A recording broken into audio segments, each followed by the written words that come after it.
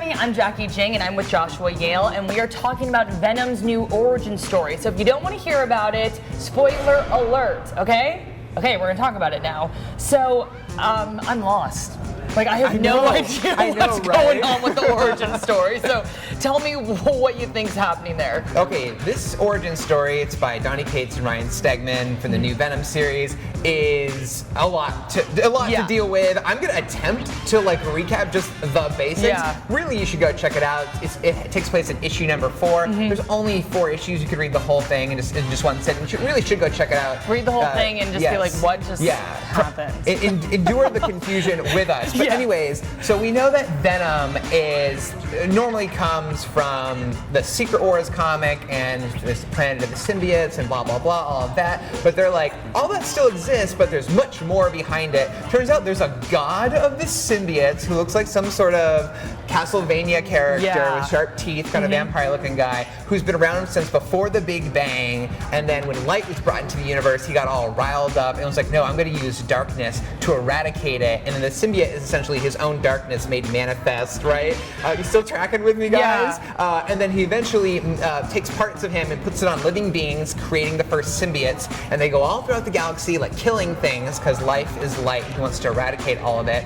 But then eventually he comes to Earth, right? And he bumps into Thor. Thor like short circuits him with his hammer and breaks his connection to all the symbiotes. And therefore they rise up against him and like swarm all over him. And that becomes the Planet of the Symbiotes, where he's held prisoner now. And then all the symbiotes just went off after that point and became what we know today, like Venom and everything that he spawned, like Carnage and everything else.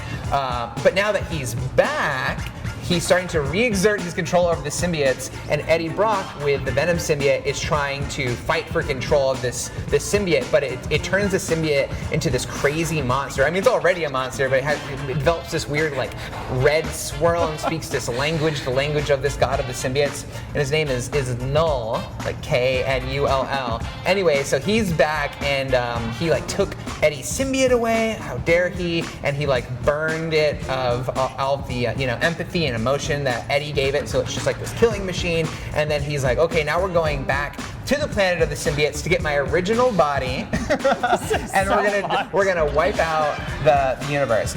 Oh, that's actually the simplified version. I know. I mean, like, it's scary to say that is truly the simplified version of all that. It was completely over my head. Do we like this? Like, what are your thoughts about this? So I'm like of two minds. Given that I've read like every Venom story out there, it makes a lot of sense to me because they really fill in the gaps and explain things in interesting ways.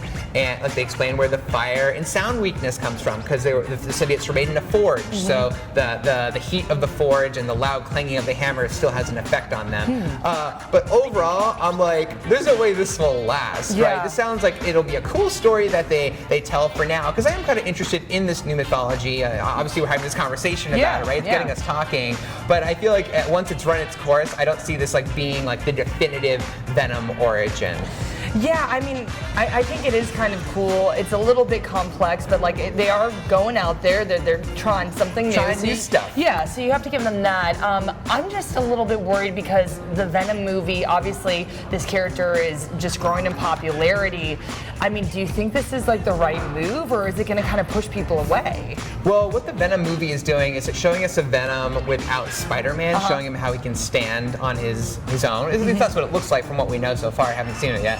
But in the comic, I feel like they're taking that same approach. Like, they mention Spider-Man, Miles Morales shows up, but it really is a Venom story. So I will give them credit there. They're showing him, giving him his own mythology where he can stand on his own two slimy, goopy Venom feet, right?